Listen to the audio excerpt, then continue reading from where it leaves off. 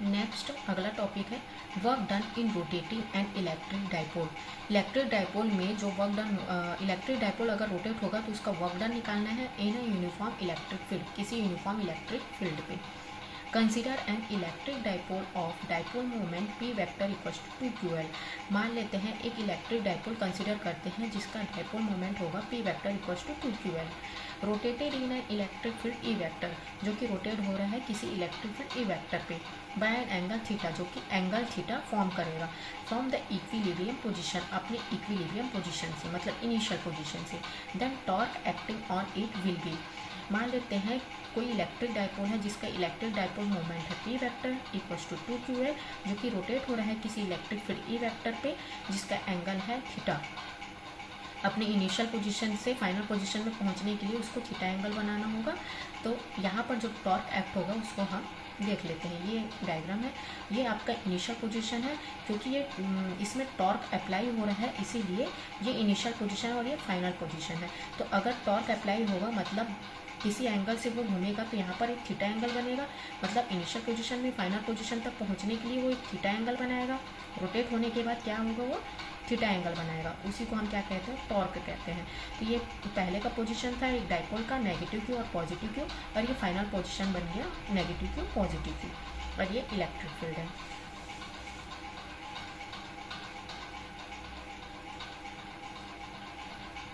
Work done in rotating the dipole through an angle D theta is, क्योंकि electric dipole में theta angle जो है वो rotate हो रहा है तो उसमें चेंजेस आएगा, तो थीटा क्या हो जाएगा, एंगल बनाएगा तो थीटा हो जाएगा डी थीटा, मतलब चेंजेस आ रहे हैं उसमें।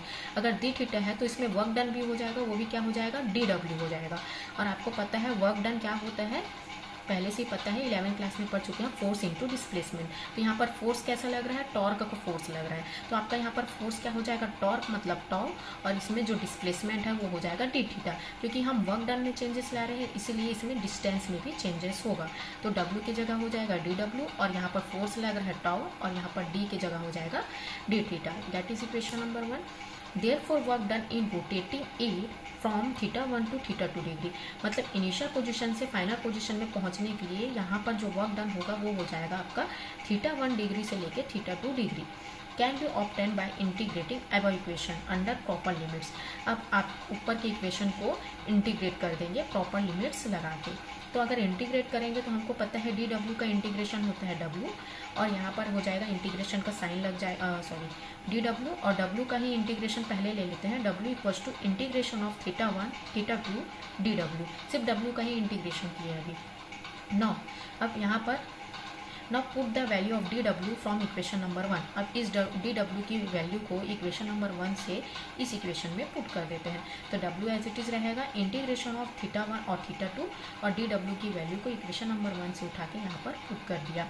लेकिन हम पहले ही डेरिवेशन में पढ़ चुके हैं कि टॉ की वैल्यू क्या होती है, पी ई साइन थीटा। तो टॉ की वैल्यू हम क्या पुट करेंगे, पी ई साइन थीटा, और बाकी एज इट इज़।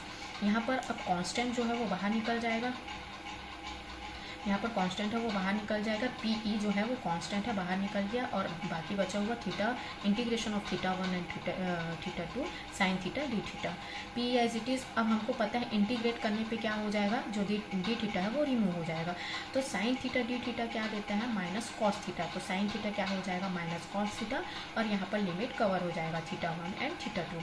और आपको अच्छे से पता है कि ये लिमिट जो पुट करने के बाद आपको पता है कि लोअर लिमिट और upper limit, that is upper limit and that is lower limit.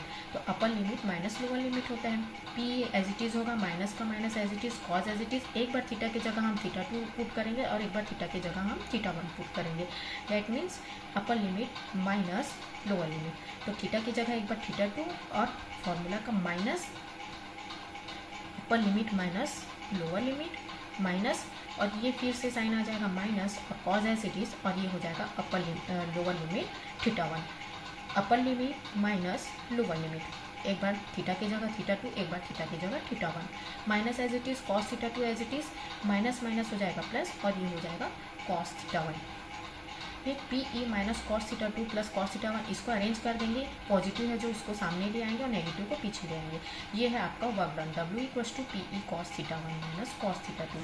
Hence this is the required equation of work done in rotating a dipole from angle theta 1 to theta 2 in electric field. ये आपका एक required equation है जो कि किसी dipole में work done हो रहा है, एंगल अगर रोटेट होगा थीटा 1 से लेके थीटा 2 किसी इलेक्ट्रिक फील्ड में, work done in rotating a dipole, किसी डाइपोल में अगर वर्क डन होगा तो।